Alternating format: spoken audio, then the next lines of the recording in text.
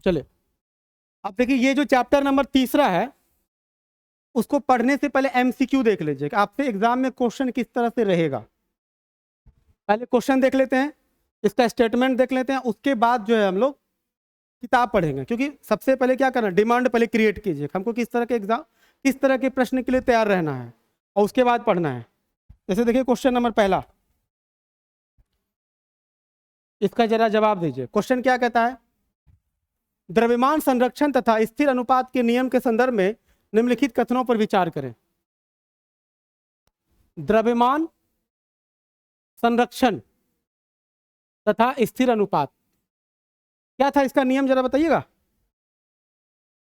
द्रव्यमान संरक्षण का नियम क्या बोलता है, कुछ याद है, भूल गए 9th क्लास का, बताइए। ओ, द्रव्यमान संरक्षण की मास कंजर्वेशन, और ये क्या है, स्थिर अनुपात है। देखिए हम बताते हैं क्या होता है, जब कोई एलिमेंट से कंपाउंड बनता है या मिक्सचर बनेगा तो उसका मास कभी भी चेंज नहीं होता है, यानी उसका द्रव्यमान हमेशा क्या रहता है, संरक्षित रहता है, चेंज कभी नहीं होगा। मान लीजिए आपसे कोई बोलेगा 9 ग्राम जो है वाटर है, ये वाटर है H2O, 9 ग्राम वाटर में वाटर का जो जैसे रेशियो है, जैसे ये हमेशा हाइड्रोजन है, हाइड्रोजन का कितना होता है, 1 होता है, 1/2, यानी कि सिंपल समझिए यहाँ पे 2 मॉलिक्यूल्स है कि इसको एक के फॉर्म में कह रहे हैं, जैसे ये एक है और ये कितना हो जाएगा 8। जब भी वाटर होगा 1:8 के रेशियो में ही होगा, चाहे वो पानी का जैसा भी क्वालिटी हो, सॉल्टी वाटर हो चाहे फ्रेश वाटर, उससे कोई मतलब नहीं है। तो अभी जो आपको बताएंगे स्थिर अनुपात का मतलब इसका रेशियो कभी भी चेंज नहीं होता है, इसका मतलब क्या हुआ, इसका मास कभी चेंज नहीं होगा। जब भी कोई एलिमेंट से कंपाउंड बनता है उसका मास ना कभी मास चेंज होगा और ना ही कभी उसका रेशियो चेंज होता है। अब इसका स्टेटमेंट पढ़िए, एल लवाजिए तथा जोसेफ एल प्राइस्ट का संबंध, क्या उन्होंने ऐसा सिद्धांत बताया था। लेबोजियर का नाम नहीं सुने थे, क्या लेबोजियर ने ऐसा सिद्धांत दिया था, बिल्कुल सही है, उन्हीं का सिद्धांत है ये। आपसे सीधा पूछ लेगा निम्नलिखित में से लेबोजियर का सिद्धांत बताएं, ये दोनों स्थिर अनुपात का नियम और द्रव्यमान संरक्षण दोनों उन्होंने बताया, और यही लेबोजियर के बाद फिर डाल्टन आएंगे, डाल्टन थ्योरी पढ़ेंगे, अभी सारा कुछ देखेंगे, डाल्टन एटॉमिक थ्योरी वगैरह। दूसरा क्वेश्चन क्या है, दूसरा स्टेटमेंट, द्रव्यमान संरक्षण के नियम के अनुसार किसी रासायनिक अभिक्रिया में द्रव्यमान का ना तो सृजन हो सकता है और ना ही विनाश। मास कभी चेंज होगा, कभी चेंज नहीं होगा। तीसरा क्या है, स्थिर अनुपात के नियम के अनुसार किसी भी यौगिक में तत्व सदैव एक निश्चित द्रव्यमान के अनुपात में रहेगा, यानी उसका जो रेशियो है वो कभी भी चेंज नहीं होगा। तो क्या ये तीनों स्टेटमेंट सही है। अब ऑप्शन देखिए, केवल एक और दो और 3 और 1 2 3, इसका आंसर क्या हो जाएगा, ठीक है। अब नेक्स्ट क्वेश्चन देखते हैं,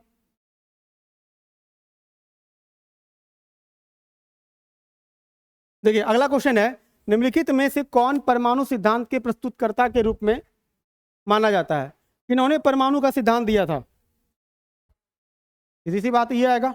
देखिए ऐसा नहीं है कि महर्षि कणाद ने बताया नहीं था, पर उन्होंने प्रॉपर वे में परमाणु शब्द का जो शब्द है परमाणु, आपसे पूछेगा कि परमाणु शब्द से परिचय सबसे पहले किसने करवाया। परमाणु, परमाणु मतलब क्या होता है कि परम अजोर अणु, परम मतलब क्या होता है अत्यंत, और अणु मतलब क्या होता है सूक्ष्मतम कण, मैन्यूट पार्टिकल्स। तो वह अत्यंत, ये जो सूक्ष्मतम कण इसको क्या बोलते हैं, सूक्ष्मतम कण, यानी कि वह अत्यंत सूक्ष्मतम कण को ही हम क्या कहते हैं, परमाणु कहते हैं। तो महर्षि कणाद ने बताया जरूर था, लेकिन प्रॉपर वे में जो थ्योरी है कि परमाणु के जो कण होते हैं, यानी कि जो परमाणु है मतलब इनका क्या कहना था कि किसी भी पदार्थ का वह अत्यंत सूक्ष्मतम कण, जो सबसे छोटा कण जिसे कि तोड़ा ही नहीं जा सकता है, इनका कहना था कि परमाणु अविभाज्य है। क्या बोला गया, अविभाज्य है, जिसको तोड़ा ही नहीं जा सकता है, उस कण को क्या कहते हैं, परमाणु कहते हैं।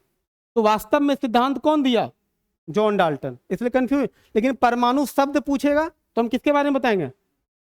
ठीक है, अगला प्रश्न देखते हैं। निम्नलिखित कथनों पर विचार कीजिए। ठीक है, प्रश्न है कि international union of pure and applied chemistry, ये इसका फुल फॉर्म है।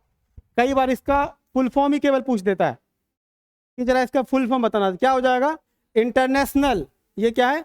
यूनियन, उसके बाद क्या है? ऑफ, इसके बाद क्या है? प्योर, शुद्ध, और ये क्या है? Applied chemistry. अप्लाइड केमिस्ट्री मतलब क्या? केमिस्ट्री का वह सिद्धांत जो प्रैक्टिकल रूप में अवेलेबल हो, उसको हम क्या बोलते हैं? अप्लाइड। एक होता है थ्योरेटिकल और एक होता है प्रैक्टिकल। तो प्रैक्टिकल केमिस्ट्री को ही अप्लाइड केमिस्ट्री कहते हैं, जो कि प्योरेस्ट फॉर्म में है, शुद्धतम रूप में। एक सिद्धांत है, एक संस्था है। ये संस्था इसलिए बनाई गई थी ताकि हम तत्वों को एक क्रम के रूप में, तत्वों का वर्गीकरण हम कर पाए, तत्वों का हम नामकरण कर पाए। शुरुआत में जब तत्व का नाम जो दिया गया था, वो तत्व को रंग के आधार पर नाम दे दिया गया। जैसे गोल्ड, गोल्ड था ना, गोल्ड मतलब क्या होता है? पीला। पीले धातु को गोल्ड कहते हैं। सुनहरा जिसको आप बोलते हैं अभी, वास्तव में ग्रीक शब्द में गोल्ड का मतलब क्या होता है? पीला। तो पीले धातु को गोल्ड बोलते हैं। तो पहले जो तत्व का नाम रखा गया वो रंग के आधार पर, ठीक है। उसके बाद धीरे धीरे तत्वों का वर्गीकरण, उसके हम रंग, उसके अलावा और भी बहुत सारे रीजन है तत्वों का वर्गीकरण करने का, ठीक है। अब यहां देखिए, तो रासायनिक तत्वों के नाम को स्वीकृति प्रदान करता है, बिल्कुल सही है। दूसरा देखिए, कार्बन के समस्थानिक यानी आइसोटोप। समस्थानिक और संभारिक समझते क्या होता है? समस्थानिक, समस्थानिक मतलब जैसे मान लीजिए कोई एटॉमिक, जैसे मान लीजिए कोई तत्व है, किसी भी तत्व का नीचे क्या होता है? परमाणु संख्या होता है। क्या होता है? परमाणु संख्या। और उसके ऊपर जो पावर के रूप में लिखा होता है उसको हम क्या बोलते हैं? उसको हम लोग परमाणु भार कहते हैं। इसको एटॉमिक नंबर कहते हैं, उसको एटॉमिक मास कहते हैं। जब दो तत्व और दोनों का परमाणु संख्या सेम हो, दोनों का परमाणु संख्या क्या है? जैसे मान लें दो तत्व, एक ए है और एक क्या है? बी है, और दोनों का परमाणु संख्या सेम हो जाए। परमाणु संख्या को जेड से निरूपित करते हैं, जेड से दिखाते हैं। अगर दोनों तत्व के परमाणु संख्या सेम है और एटॉमिक वेट अलग अलग है, तो एटॉमिक मास डिफरेंट हो लेकिन एटॉमिक नंबर सेम हो, तो वैसे दो तत्वों को हम क्या बोलते हैं? समस्थानिक कहते हैं। और जब दोनों बराबर हो, भार बराबर हो और ये अलग अलग हो, तो क्या बोलते हैं? संभारिक बोलते हैं। पढ़ेंगे अभी जो किताब पढ़ाएंगे ना एनसीईआरटी में, फटाफट करेंगे तेजी से। आप देखिए, एवोग्रादो स्थिरांक, एवोग्रादो नंबर कितना होता है? 6.022 इंटू कितना हो जाएगा? 10 पे पावर होगा, यहाँ पे 33 है। ये भी बात क्या है? बिल्कुल सही है। इसका आंसर क्या हो जाएगा? 1 2 3। चलिए, अब इसको क्या करना है? अब इसको डायरेक्ट जितना आपको हम क्वेश्चन बताए, फटाफट इस किताब को देखिए कैसे पढ़ना है। छोटा सा चैप्टर है, ज़्यादा टाइम नहीं लेंगे आपका। जैसे बोर लगने लगे हमको इशारा कीजिएगा। ऐसा ना हो कि पहला दिन है और पहला ही दिन शोषण हो जाए। शोषण जैसा नहीं लग रहा है? लेट नहीं हो रहा है? लेट हो रहा है? कितना टाइम है बता दीजिए, हम उसी हिसाब से करेंगे। 6:40 है ना, अभी हमारे पास आधा घंटा पढ़ सकते हैं ना। कल तो 7:10 में गए थे आप। कितने बजे तक पढ़िएगा? आजा पढ़िए पढ़िए, अगर लेट होगा तो आप चले जाइएगा, ठीक है। अब देखिए, देखिए ये एनसीईआरटी जो है, ये कोई जो बोर्ड का तैयारी करता है, जो 9th में बच्चा है, 9th 10th का बच्चा है, एनसीईआरटी वो भी पढ़ता है। और आप भी पढ़िएगा जो कंपटीशन की तैयारी कर रहे हैं, दोनों के लिए एनसीईआरटी का मायने बदल जाता है। वो पढ़ता है क्वेश्चन आंसर करने के लिए, न्यूमेरिकल बनाने के लिए, और आपको अभी क्या करना है? कॉम्पिटिटिव एग्जाम की तैयारी करना है। अब वो उस तरीके से नहीं पढ़ना होगा, अब क्या करना है? पढ़ने का तरीका बदल लेना है। अब जो ये चैप्टर है परमाणु एवं अणु, अणु का मतलब क्या होता है? वो भी छोटा कण ही है, लेकिन एक अणु कई सारे परमाणु से मिलके बना हुआ है। अभी हमने क्या बताया कि अणु और परमाणु, अणु क्या होता है? किसी भी पदार्थ का जो सबसे छोटा कण होता है उसको हम क्या बोलते हैं? परमाणु, परमाणु कहते हैं। सबसे छोटा कण को क्या बोलते हैं? एटम ही ना बोलेंगे। सबसे छोटा पार्टिकल, अणु थोड़े बोलेंगे। अब ये कंफ्यूज हो जाएगा तब कैसे गड़बड़ा जाएगा। सबसे छोटा कण को क्या बोलते हैं? परमाणु। और कई सारे परमाणु को मिलाते हैं तब क्या बनता है? अणु। अणु थोड़ा बड़ा होता है, परमाणु थोड़ा नहीं, सबसे छोटा परमाणु ही होता है। अभी मान लीजिए हमारे हाथ में ये पेन है, ये जो पेन है ये अपने आप में क्या है? पदार्थ है। अब हम बोलेंगे ये जो पदार्थ है इसका परमाणु हमको पता करना है, तो क्या करना पड़ेगा? इसको किसी मशीन में डाल के उसको पहले क्रैश करना पड़ेगा, तोड़ना पड़ेगा, और तोड़कर इसको पीसना पड़ेगा, और पीसेंगे वो भी एकदम बारीक कण से। उसके बाद हम लोग इलेक्ट्रॉन माइक्रोस्कोप का इस्तेमाल करेंगे, क्योंकि नॉर्मली परमाणु दिखता नहीं है। फिर उस परमाणु के पार्ट को हम लोग इलेक्ट्रॉन माइक्रोस्कोप के माध्यम से जब देखेंगे तो इसी कलम का सबसे छोटा से छोटा पार्टिकल जब आपको परमाणु दिखेगा, तो उसी परमाणु का आपको 3 भाग दिखेगा। क्या क्या दिखेगा? इलेक्ट्रॉन, प्रोटॉन और न्यूट्रॉन। आपको लग रहा है ये तो पेन स्थिर है, पर स्थिर नहीं है। दुनिया के हर एक चीज में ग्रेविटेशन है, आकर्षण बल है। और ये आकर्षण बल क्यों है? क्योंकि यहां पर चार्ज का ट्रांसफर होता है, यानी आवेश का स्थानांतरण को ही हम क्या बोलते हैं? करंट बोलते हैं हम लोग। चार्ज रिफ्लेक्ट हो रहा है, या तो ये किसी को आकर्षित करेगा या तो ये किसी से आकर्षित हो जाएगा। जब ये किसी को आकर्षित करेगा तो ये बन जाएगा ऋण आयन, नेगेटिव चार्ज, क्योंकि ये किसी से इलेक्ट्रॉन लिया है। और जब ये किसी को देगा तो क्या कहलाएगा? ये धन आयन कहलाएगा, क्योंकि ये इलेक्ट्रॉन दिया है। इन्हीं सारी बातों को बारीकी से देखेंगे और एग्जाम के जो पॉइंट ऑफ व्यू से क्वेश्चन आता है उस तरह से देखेंगे हम लोग। ठीक है, देखिए हिस्ट्री पढ़ने का अलग तरीका, साइंस पढ़ने का अलग तरीका। अभी हम पॉलिटी पढ़ाएंगे, एकदम अलग अप्रोच हो जाएगा। जैसा विषय वैसा कैरेक्टर में अपने आप को ढालना पड़ता है। ठीक है, देखिए सबसे पहले हम समझिए क्या बोलता है। प्राचीन भारतीय एवं ग्रीक दार्शनिक। देखिए ग्रीक, हर चीज की शुरुआत आपको कहां से मिलेगा? ग्रीक। ग्रीक कहां है? ये ग्रीक भाषा जो है वो कहां है? अभी यूनान जान रहे?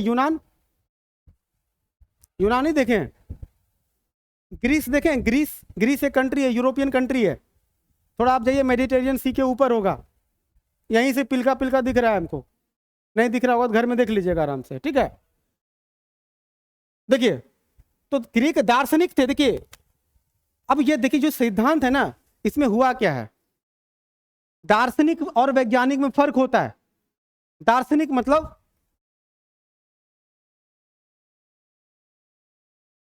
जो अपने दर्शन, अपने विद्वता से चीजों को अपने ज्ञान के माध्यम से वो बता रहा है, वो कोई प्रैक्टिकल नहीं किया है। अब जैसे आत्मा है कि नहीं है, कोई प्रैक्टिकल करके बताया क्या?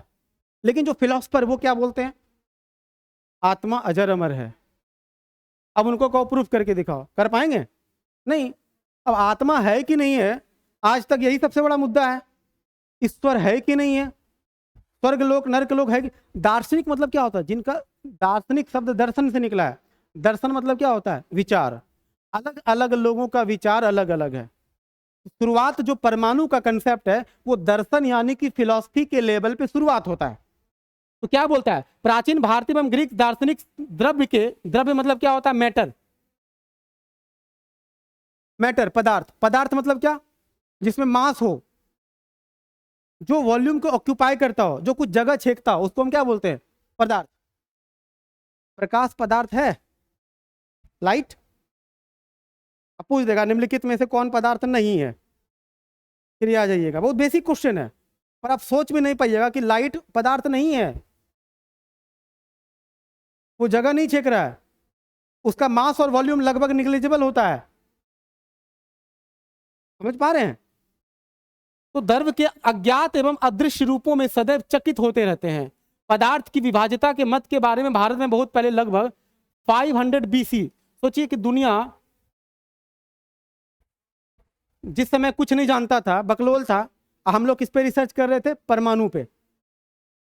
500 BC में ही एक महान दार्शनिक व्यक्ति आए, उनका नाम है महर्षि कनाद। हिंदी में कनाड बोल देते हैं उनको। ठीक है, कनाद हिंदी में सही शब्द है। कनाद ने प्रतिपादित किया था, कहा यदि हम द्रव्य को विभाजित करते जाए, इनका क्या मानना है?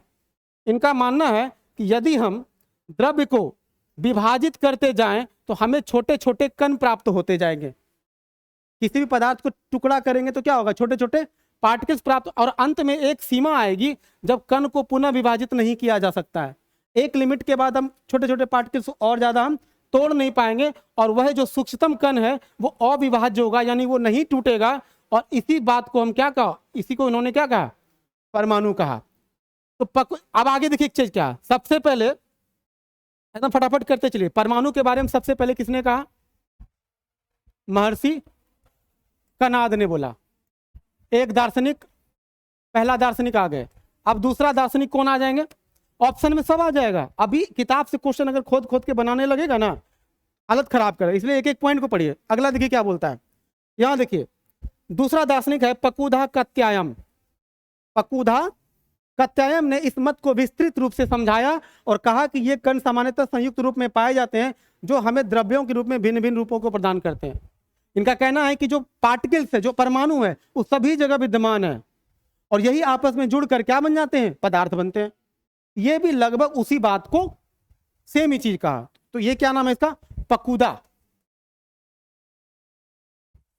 तीसरा देखिए आगे बोलता है, ये देखिए लगभग,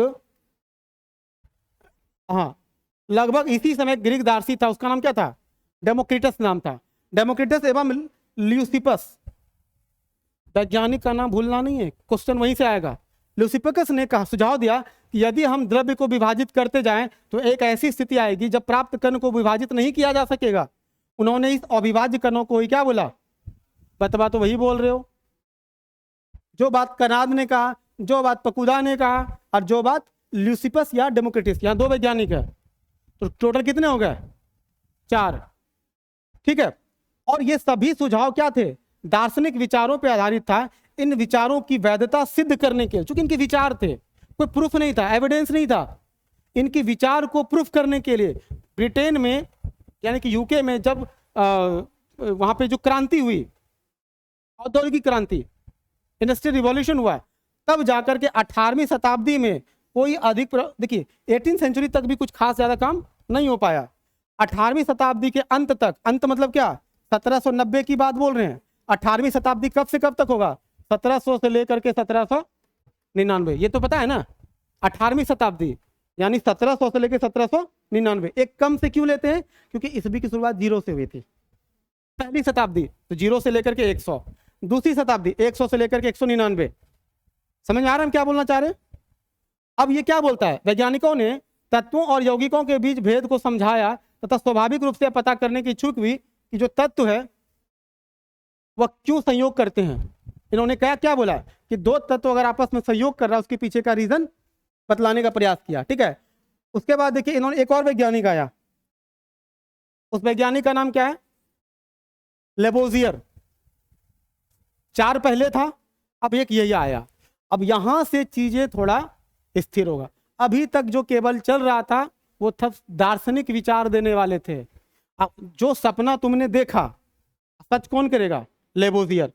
अब इसी लेबोजियर के कंधे पे बैठेगा कौन, डाल्टन। इसी डाल्टन के कंधे पे कौन बैठेगा, रदरफोर्ड।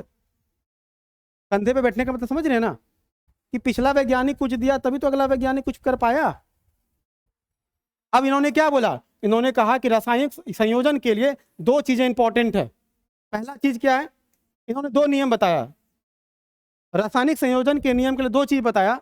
सबसे पहले क्या है, द्रव्यमान संरक्षण की नियम, जो अभी जस्ट हम लोग एमसीक्यू में देखे थे। दूसरा क्या हो जाएगा, स्थिर अनुपात। तो पहला चीज जो ये कह रहा है, द्रव्यमान संयोजन अनुभव में क्या बोल रहा है कि इनका कहना है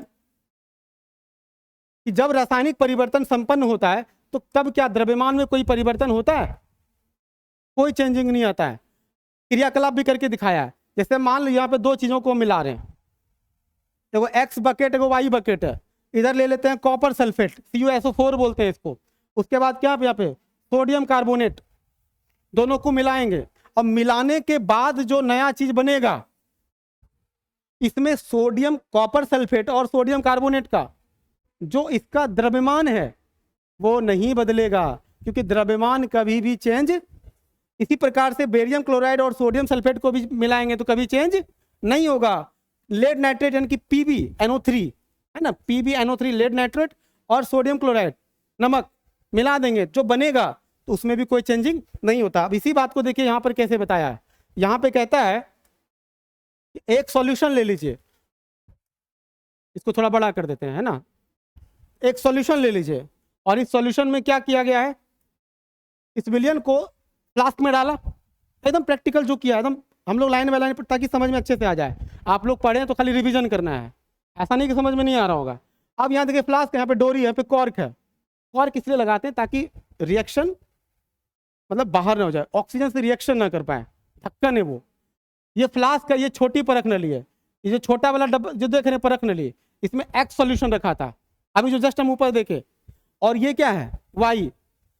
अब एक साथ है दोनों, अभी कोई रिएक्शन नहीं कराएंगे।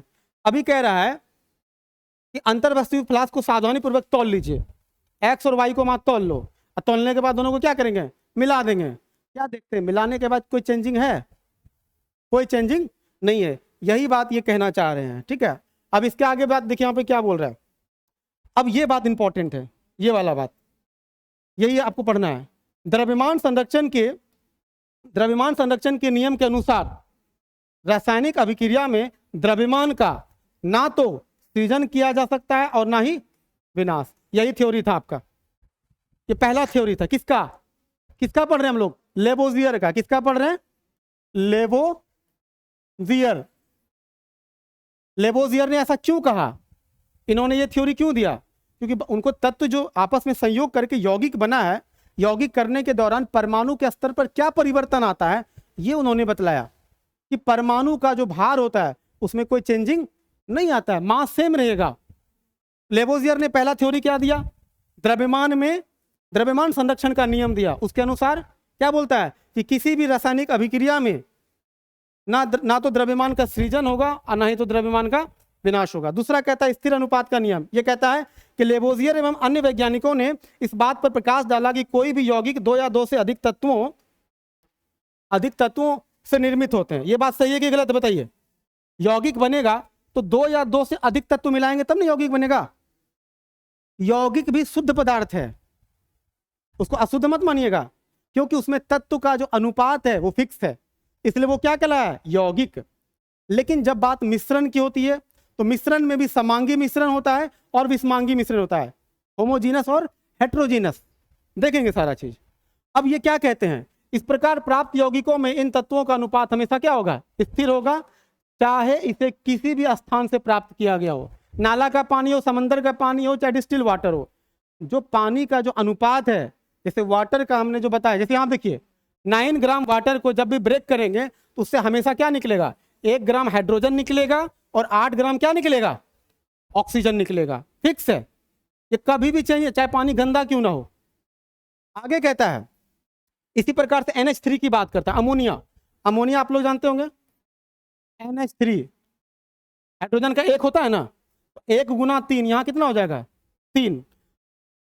इसका भार कितना होगा, सोडियम का, सॉरी नाइट्रोजन का, नाइट्रोजन कितना होता है, परमाणु संख्या 7 और उसका परमाणु भार कितना होता है 14, तो इसका रेशियो क्या हो जाएगा 14:14:3 हो जाएगा। अब इस अमोनिया में जो रेशियो है, चाहे उसको किसी भी स्रोत से ले लो, ये कभी चेंज होगा नहीं, चेंज होगा। आगे कहता है उपरोक्त उदाहरण से स्थिर अनुपात के नियम की व्याख्या होती है, जिसे निश्चित अनुपात का नियम भी कहते हैं। यानी स्थिर अनुपात के नियम का ही एक और नाम है, उसको हम क्या बोलते हैं, निश्चित अनुपात। कंफ्यूज नहीं होना, एनसीईआरटी एक भाषा जो दिया है, कर जाना है, जाइए हम तब तक करा देते हैं लोग को, ठीक है। ये क्या बोलता है, किसी भी यौगिक में तत्व सदैव एक निश्चित द्रव्यमान के अनुपात में विद्यमान होते हैं। और ये देखिए जॉन डाल्टन के बारे में कहा गया है, इनका जन्म कब हुआ, 1766। और मजे की बात देखिए, इनके बारे में कुछ ऐसी बातें जो अपने आप में हैरान करने वाली बात है। ये क्या बोल रहा है, देखिए इनका जन्म 1766 में हुआ, और ये किस फैमिली से थे, बुनकर मतलब जुलाहा, बुनकर समुदाय समझते हैं, जो कपड़ा उपड़ा जो बुनता है। ये मात्र 12 साल में क्या बन गए भाई साहब, टीचर। यहाँ 12 साल के बच्चा को नाक पोंछने नहीं आता है, और ये क्या बन गया, ये टीचर बन गया, शिक्षक, पढ़ा रहे हैं लोगों को। और देखिए इन्होंने टीचर बनकर अपना जीविका शुरू की, 12 साल में सेल्फ डिपेंड हो गए, अपने पैर पे अपना पैसा कमाते थे। उसके अलावा देखिए और 7 साल के बाद यानी जब ये 19 साल के हो जाते हैं तो ये क्या बन जाते हैं, स्कूल के प्रिंसिपल बन जाते हैं। और हम लोग अभी क्या कर रहे हैं, हम लोग क्या कर रहे हैं अभी बैठ के 19 साल में क्या कर रहे हैं, कंपटीशन का तैयारी। ये भाई साहब प्रिंसिपल बन गए। महान लोगों की जो महानता है ना, ऐसे नहीं है। अब इसके बारे में नहीं जानते तो आपकी गलती है। उम्र कोई मायने नहीं रखता है, इंटेलिजेंसी मायने रखता है। अब देखिए क्या बोलता है, 1793 में जॉन डाल्टन ने एक कॉलेज में, अब देखो क्या क्या पढ़ा रहे हैं, 66 में जन्म हुआ, 93 तक में एक कॉलेज में ये गणित पढ़ाते थे, भौतिकी रसायन शास्त्र को पढ़ाने के लिए वो मैनचेस्टर चले गए। सोच पा रहे हैं, पढ़ाने के लिए उनको बुलाया जा रहा है दूसरी जगह से।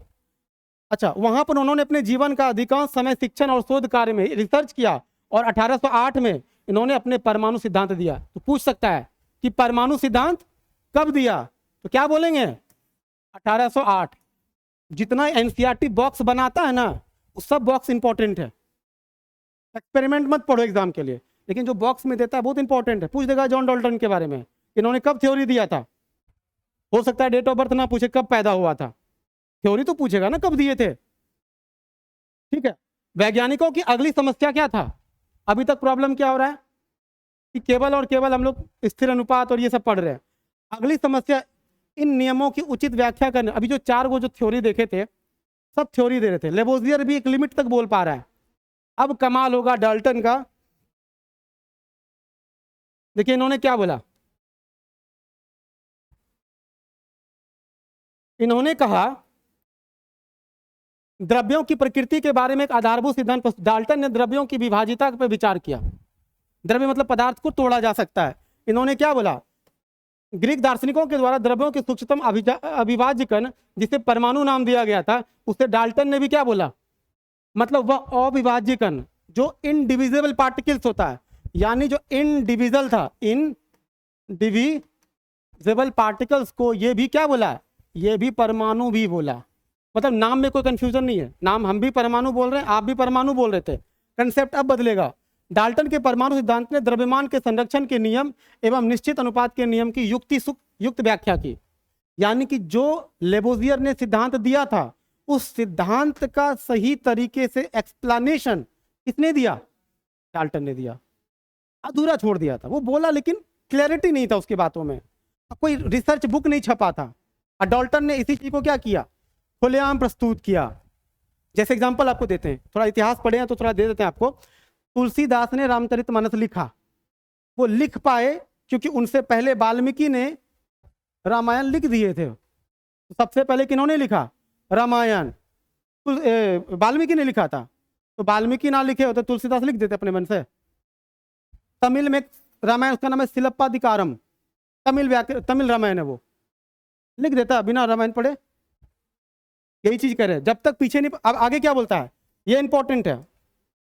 आगे कहता है डाल्टन के परमाणु सिद्धांत के अनुसार सभी द्रव्य, चाहे तत्व हो, चाहे यौगिक हो, चाहे मिश्रण हो, सूक्ष्म कणों से बने होते हैं। ठीक है, जिन्हें परमाणु का डाल्टन के सिद्धांत के अनुसार ये विवेचना नीचे इंपॉर्टेंट, ये लाइन इंपॉर्टेंट है। अब देखिए इनका लाइन क्या क्या बोला जाता है, ये चीज चारों पॉइंट इंपॉर्टेंट है। इसमें उन्होंने कहा सभी द्रव्य परमाणुओं से निर्मित होते हैं, बिल्कुल बात सही है, जो कि रासायनिक अभिक्रिया में भाग लेते हैं, यानी कि केमिकल रिएक्शन में पार्टिसिपेट करते हैं। नेक्स्ट पॉइंट, परमाणु अविभाज्य सूक्ष्मतम कण होते हैं, जिनको तोड़ा नहीं जा सकता है, जो रासायनिक अभिक्रिया में ना तो सृजित होते हैं और ना ही उनका विनाश होता है। ये लेबोजियर वाला बात रिपीट कर रहा है। थर्ड पॉइंट, दिए गए तत्व के सभी परमाणुओं का द्रव्यमान एवं रासायनिक गुणधर्म क्या होगा, समान होगा। प्रॉपर्टी को चेंज होगा, नहीं चेंज होगा। भिन्न भिन्न तत्वों के परमाणुओं के द्रव्यमान एवं रासायनिक गुणधर्म क्या होते हैं, अलग अलग। अलग अलग तत्व जैसे सोडियम और पोटासियम, दो अलग अलग तत्व है, क्या दोनों का रासायनिक गुण और भौतिक गुण सेम है, केमिकल प्रॉपर्टीज और जो फिजिकल प्रॉपर्टी जो सेम है, नहीं। दो अलग अलग परमाणुओं के, यहां पे क्या बोल रहा है, भिन्न भिन्न तत्वों के परमाणु, भिन्न भिन्न तत्व यानी कि अलग अलग एलिमेंट के जो परमाणु होते हैं, उनके द्रव्यमान भी अलग होगा और उसका गुणधर्म यानी कि जो केमिकल प्रॉपर्टीज है वो भी क्या होगा, अलग अलग होगा। भिन्न भिन्न तत्वों के परमाणु परस्पर छोटी पूर्ण संख्या के अनुपात में संयोग कर यौगिक बनाते हैं। छोटी पूर्ण संख्या वही 1 2 4 5, जैसे अभी पानी देखिए H2O, 1:8। तो ये छोटी पूर्ण संख्या, बहुत बड़ा नंबर तो नहीं है। इसी प्रकार से ये यौगिक बनाते हैं। अब ऐसा कोई यौगिक है जिसका परमाणु भार बोल देंगे 2 लाख होता है? संभव है? नहीं। छोटी छोटी पूर्ण संख्या के रूप में होगा, और यही चारों स्टेटमेंट आपको दे देगा, और कोई एक खोजने के लिए कहेगा निम्नलिखित में से कौन सा नहीं है। इसलिए कहते हैं किताब पढ़िए, चौकन्ना रह के पढ़िए। अब थोड़ा सा बस खत्म हो जाएगा। परमाणु क्या होता है? अब जैसे ये वाला बात यहां तक, परमाणु क्या होता है बता ही चुके हैं आपको। सिंपल क्या दिखना है कि परमाणु जो है उसका साइज कितना होता है। साइज, अब अलग अलग तत्वों के परमाणु का साइज भी अलग अलग होता है, तत्व पर निर्भर करता है। जैसे देखिए परमाणु बहुत छोटे होते हैं, ये किसी भी वस्तु जिसकी हम कल्पना या तुलना कर सकते हैं उससे भी बहुत छोटे होते हैं। लाखों परमाणुओं को जब एक ऊपर एक चट्टे के रूप में बिठाते हैं तब जाकर के वो क्या बन जाते हैं, कागज की सीट। कई लाखों परमाणु जब मिलाएंगे ना तो कागज का जो थिकनेस है, पेपर का जो एक पेज का जितना मोटाई है ना, तब उतना परमाणु हम जमा कर पाएंगे। मतलब समझ पा रहे हैं, जितना दिखा रहे हैं उससे भी कम। यहाँ पे ये पूछेगा आपसे कि परमाणु त्रिज्या कितना होता है। परमाणु त्रिज्या को नैनोमीटर में मेजर किया जाता है। तो क्या होता है 1 नैनोमीटर। 1 नैनोमीटर कितना होता है? 1 नैनो मतलब कितना होता है 10⁻⁻⁹। ये जो प्रीफिक्स है, आपको कई सारा प्रीफिक्स याद करना पड़ेगा, जैसे exa, peta, tera, giga, mega, kilo, hecto, deca, deci, centi, milli, macro, nano, pico, femto, atto. ये प्रीफिक्स है। पूछ देगा 1 एटामीटर कितना होता है, पढ़ेंगे आगे चल के, आगे चैप्टर आएगा तो प्रीफिक्स। अभी नैनोमीटर मतलब क्या, सोच लीजिए कि 1 मीटर का लगभग अरबवां हिस्सा, 1 मीटर का अरबवां हिस्सा तोड़ेंगे, यानी कि 1/10⁻+9 अगर बोलेंगे ये हो जाएगा। ठीक है, तुरंत आगे बढ़ते हैं। ये देखिए, ये यहां पे पूछेगा आपसे हाइड्रोजन परमाणु का कितना होता है रेडियस। परमाणु का त्रिज्या समझ रहे हैं ना, जैसे परमाणु है, इसका ये रेडियस ये वाला बोल रहा है पे। हाइड्रोजन परमाणु, हाइड्रोजन का परमाणु संख्या कितना होता है 1, सबसे छोटा होता है वो, इसलिए उसका परमाणु त्रिज्या कितना है -10।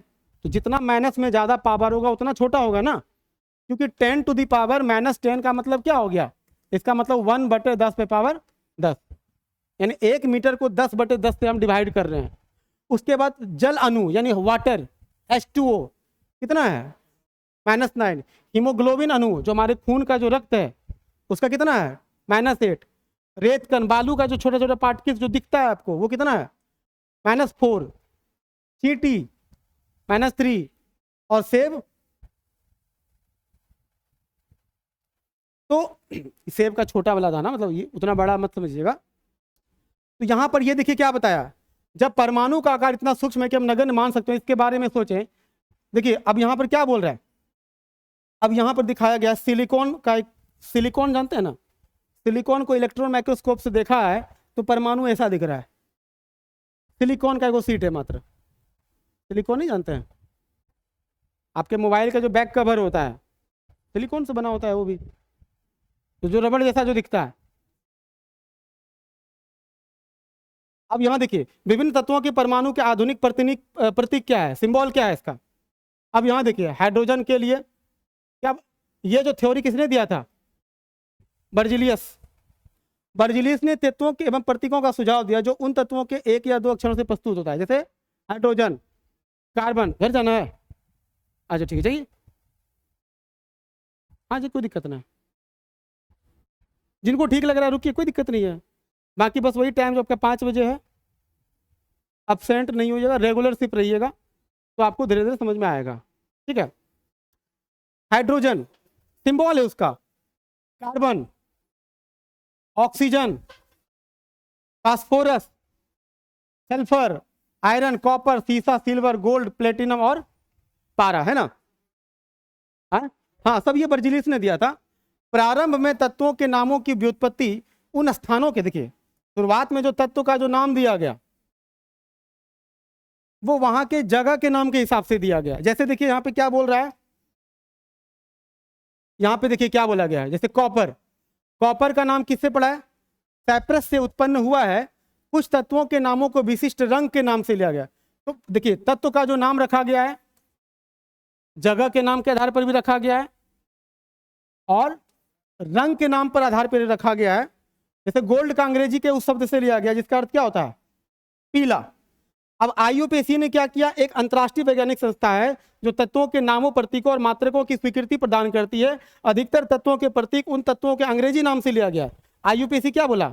जो उसका अंग्रेजी नाम है या तो उसका पहला लेटर ले लेगा, या तो अगर सेम जैसे दो तत्वों का समान नाम है तो क्या करेगा, तो क्या एक और लेटर जोड़ लेगा। जैसे सी से कार्बन भी होता है और सी से कैल्शियम भी होता है ना। सी से क्या होता है, जैसे सी से ही हम लोग क्या बोलते हैं, कार्बन, और सी से ही हम वो क्या बोलते हैं, कैल्शियम। तो कार्बन के लिए हम कैपिटल सी ले लिए और कैल्शियम के लिए क्या कर दिए, सी ए लिख दिए, 2 लीटर का यूज कर दिए। यही तरीका है। और ये तरीका किसने सिखाया है? ये तरीका सिखाया है, ये तो बता ही दिए सब चीज। अब यहां पर देखिए, यही चीज यहां पर देखिए, क्लोरीन के लिए Cl का यूज किया गया है। यहाँ इसको थोड़ा जूम कर देते हैं, देखिए। हाँ, कुछ तत्वों के नाम के प्रतीक उनके अंग्रेजी नाम बता ही दिए सारा कुछ। जैसे सोडियम, पोटासियम इस तरह का आ गया। एल्युमिनियम के लिए देखिए, आर्गन के लिए देखिए, मोटा मोटी सारा नहीं, इतना भी अगर पता रहेगा तो फिलहाल काम चल जाएगा। एल्युमिनियम है, ठीक है, aluminium, argon, barium, boron, bromine, calcium, carbon, chlorine, cobalt, copper, fluorine, स्वर, गोल्ड, हाइड्रोजन, आयोडीन, आयरन, सीसा, magnesium, neon, nitrogen, oxygen, potassium, silicon, चांदी, सोडियम, सल्फर, यूरेनियम और जिंक। कभी आप तत्वों का अध्ययन करें तो आपके संदर्भ के लिए उपरोक्त सारणी दी गई, मतलब इसका यूज पढ़ सकता है, इसको रटना नहीं है, रटने वटने का कोई लफड़ा नहीं लेना है। सिंपली क्या करना है, इसको बार बार यूज करेंगे, ऑटोमेटिक हमको याद हो जाएगा। ठीक है, चलिए ये भी हो गया हमारा। अब यहां देखिए क्या बोलता है, ये जो द्रव्यमान वाली बात जो हुआ था वो पूरा नहीं हुआ था। देखिए यहां पर क्या बोल रहा है, द्रव्यमान वाले ऑक्सीजन के साथ संयुक्त होते हैं। मान लीजिए हम परमाणु द्रव्यमान की इकाई को हम कार्बन परमाणु द्रव्यमान के बराबर मानते हैं। जैसे कार्बन परमाणु को हम 1 यूनिट मान लेते हैं यहाँ पे, तथा ऑक्सीजन परमाणु द्रव्यमान को क्या मान लेते हैं, 1 पॉइंट, जैसे यहाँ पे देखिए कार्बन के लिए कितना है 1.0 यूनिट और ऑक्सीजन के लिए कितना है 1.33 यूनिट। ये इसका क्या है, द्रव्यमान बता रहा है। प्रारंभ में परमाणु द्रव्यमान को AMU यानी एटॉमिक मास और unit, AMU atomic mass unit के द्वारा संक्षेप में लिखते हैं, लेकिन आजकल IUPAC के नवीनतम अनुध्वन द्वारा इसको क्या बोलते हैं, इसको यूनिफाइड, मतलब यू मतलब यूनिफाइड बोलते हैं इसको। ठीक है, लेकिन द्रव्यमानों की इकाई को यथासंभव पूर्णांक और लगभग पूर्णांक में ही बोलते हैं, कभी भी पॉइंट में नहीं, मतलब यूज करना होता है तो पूर्णांक में ही करते हैं, अधिक सुविधाजनक। आगे चलकर वैज्ञानिकों ने परमाणु द्रव्यमान की भिन्न भिन्न इकाइयों के बारे में विचार व्यक्त किए। वैज्ञानिक जब भिन्न भिन्न परमाणु द्रव्यमान इकाई के बारे में, देखिए अब यहाँ देखिए नीचे क्या लिखा है, यहां से देखिए, यहां कहता है तो द्रव्यमानों की विभिन्न परमाणु द्रव्यमानों इकाइयों के बारे में शोधरत थे। उन्होंने प्रारंभ में प्रकृति जन्य ऑक्सीजन परमाणु के द्रव्यमान के 1/16 भाग की इकाई को रूप में लिया था। इस कारण से देखिए ऑक्सीजन अनेक तत्वों के साथ अभिक्रिया करके यौगिक बनाता है। इस परमाणु द्रव्यमान इकाई द्वारा अधिकांश तत्वों के परमाणु द्रव्यमान पूर्णांक में प्राप्त होते हैं। यद्यपि 1961 में क्या किया, परमाणु द्रव्यमानों को ज्ञात करने के लिए परमाणु द्रव्यमान इकाई यानी कि कार्बन 12 समस्थान यानी आइसोटोप को मानक संदर्भ के रूप में सार्वभौमिक रूप से स्वीकार कर लिया गया। और फिर कार्बन के लिए क्या किया गया, 1/12, जैसे कार्बन का 6 और परमाणु भार क्या होता है 12 होता है। ठीक है, कल्पना कीजिए कि एक फल विक्रेता बिना किसी मानक भार के फल बेच रहा है। ठीक है, वह एक तरबूज लेकर कहता है इसका द्रव्यमान 12 इकाई है, तो 12 तरबूज इकाई बराबर क्या हो जाएगा, अथवा मतलब इसको 12 फल द्रव्यमान भी बोल सकते हैं। वह तरबूज के 12 बराबर टुकड़े करता है तथा पाता है कि उसके द्वारा बेचे जा रहे प्रत्येक फल का द्रव्यमान क्या होता है, तरबूज के एक टुकड़े के द्रव्यमान के सापेक्ष बराबर होगा। जैसा कि देखो यहाँ पे देखो 12 भाग में तोड़ा है ना, अब इधर रखेंगे इधर रखेंगे, तरबूज है 12 टुकड़े सबको किया गया है। अब हम लोग यहाँ आते हैं, सापेक्ष परमाणु द्रव्यमान को उसके परमाणुओं के औसत में रखा जाता है। कुछ तत्वों के परमाणु जैसे हाइड्रोजन 1, कार्बन का कितना होता है, लगभग जितना परमाणु संख्या होता है उससे डबल अनुमानतः होता है। Nitrogen 7, 14, oxygen 8, 16, sodium, magnesium, sulphur, chlorine और कैल्शियम। अणु क्या है तो आपको पता ही है, ठीक है। अब इसमें अगर ज़्यादा कुछ देखना होता, ये आपको फार्मूला वगैरह बनाना होता है, ये नॉर्मल चीज़ है, ये आपको ऑटोमेटिक। अब ज़्यादा कुछ नहीं था, जितना ज़रूरत है एग्जाम में के हिसाब से। हाँ, ये कैसे रिएक्ट कराते वो नॉर्मल सा चीज़ है, सूत्र वगैरह बनाने के लिए, ठीक है। अब ये थोड़ा सा बता देते हैं आपको। जैसे देखिए, आप लोग जैसे बोलते होंगे NaCl, जैसे यहाँ पे सोडियम, देखिए यहाँ पे क्या है, प्लस चार्ज होता है, क्लोरीन के पास क्या है। इसका मतलब क्या है कि सोडियम का जो परमाणु है, परमाणु के अंदर क्या होता है, नाभिक होता है। देखिए, परमाणु के अंदर नाभिक होगा, उस नाभिक के चारों तरफ क्या होगा, इलेक्ट्रॉन चक्कर लगाएगा। और परमाणु के नाभिक में क्या होता है, प्रोटॉन होता है, यहाँ पे प्रोटॉन होगा और न्यूट्रॉन होता है, हमेशा पूछेगा। परमाणु के नाभिक में क्या होता है, प्रोटॉन और न्यूट्रॉन, और बाहर तरफ जो चक्कर लगाता है वो कौन है, इलेक्ट्रॉन है। इसी प्रकार से क्लोरीन, देखिए क्लोरीन, क्लोरीन का जैसे देखिएगा, क्लोरीन में भी क्या है, इसी प्रकार से सेम होगा, यहाँ भी इसी तरह से इलेक्ट्रॉन चक्कर लगाएगा, नाभिक में यहाँ भी प्रोटॉन न्यूट्रॉन होगा। लेकिन प्रोटॉन और न्यूट्रॉन की संख्या कितनी, किस पे निर्भर करता है, ये संख्या निर्भर करता है परमाणु संख्या पर। जैसे मान लीजिए सोडियम का कितना होता है, 23 होता है, परमाणु संख्या बताइएगा, 11 होता है ना। तो जैसे यहाँ पे सोडियम कितना है, 11, और ये कितना होगा, क्लोरीन 17 होगा। तो 11 का मतलब यहाँ पे प्रोटॉन कितना है, नंबर ऑफ प्रोटॉन कितना होगा, 11। मतलब क्योंकि प्रोटॉन की संख्या बराबर परमाणु संख्या होता है, किसी भी तत्व के परमाणु के नाभिक में जितनी संख्या प्रोटॉन की होगी वही उसका क्या कहलाता है, परमाणु संख्या, यानी कि एटॉमिक नंबर कहलाता है, ठीक है। तो यहाँ पर एटॉमिक नंबर कितना हो जाएगा, 11, यहाँ पर कितना हो जाएगा, 17 हो जाएगा। यानी यहाँ पर प्रोटॉन कितना होगा, यहाँ पे प्रोटॉन बराबर हो जाएगा 17। अब आप लोग इलेक्ट्रॉनिक कन्फिग्रेशन पढ़े होंगे। अब मान लीजिए जैसे ये नाभिक है, जैसे अभी बताया, जैसे ये मान लीजिए नाभिक है, इसके चारों तरफ इलेक्ट्रॉन चक्कर लगा रहा है, इलेक्ट्रॉन क्या कर रहा है, चक्कर लगा रहा है, और ये कहलाता है उसका क्या, पथ कहलाता है। नहीं, इसको क्या बोलते हैं, इसको सर्किट बोलते हैं, मतलब एक पथ है ये, कक्ष भी बोलते हैं, ऑर्बिट जिसको, इसको सही से क्या बोलते हैं, ऑर्बिट। अब ये कितना ऑर्बिट होगा, नंबर ऑफ ऑर्बिट बहुत सारा होगा। अब ये इलेक्ट्रॉनिक कॉन्फ़िगरेशन निकालेंगे तो पता चलेगा कि इस परमाणु के जो सबसे बाहरी कक्षा है उसमें नंबर ऑफ इलेक्ट्रॉन कितना है। तो वो अलग चीज है, वो हायर क्लास में हम लोग देखेंगे, पर अभी हम लोग को क्या करना है, मोटा मोटी चीज समझना है। जैसे मान लीजिए अभी क्लोरीन है, सोडियम है और क्लोरीन है, तो सोडियम में कितना होता है, 11, तो 2, 8 और 1, इसका इलेक्ट्रॉनिक कन्फिगरेशन पढ़े होंगे, तो 2, 8 और क्या होगा, 1, 2n² होता है। जैसे फार्मूला इसका होता है, जैसे यहाँ पे लिख ही देते हैं, 2n²। n का मान कितना है, हाँ 2 का 1 जैसे रखेगा, 2n², जैसे कि 2 और 8 है, जैसे 11 है तो पहले वाले में कितना इलेक्ट्रॉन होगा, 2, दूसरे वाले में कितना होगा, 8, और तीसरे वाले में कितना होगा, इसमें 8 होगा, इसमें 2 होगा, इसमें क्या होगा, 1 होगा। इसी प्रकार से अगर हम देखें इसका क्लोरीन का, तो क्लोरीन का कितना हो जाएगा, कितना होगा, क्लोरीन का अगर यहाँ पे बगल में करें, जैसे मान लीजिए कि कितना है, 17 है ना, 2, 8, 10 और 7, 17। तो यहाँ पे देखिए इसमें कितना होगा, 2 गो, इसमें कितना होगा, 8, इसमें कितना होगा, 7।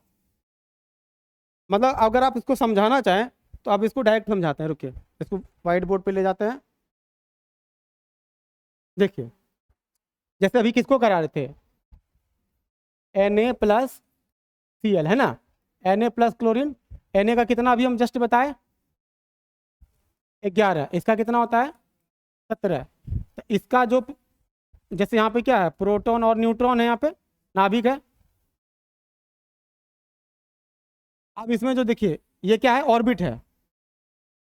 इसमें कितना इलेक्ट्रॉन होगा, 2, पहला 2, दूसरे में 8, तीसरे में कितना हो जाएगा, इसके बाह्यतम कक्ष में कितना होगा, 1 होगा। इसी प्रकार से इधर क्लोरीन का बनाते हैं। क्लोरीन का जब इधर बनाएंगे, यहाँ भी सेम, ये क्या हो गया, नाभिक, नाभिक, और नाभिक का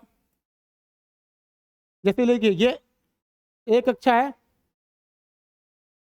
2,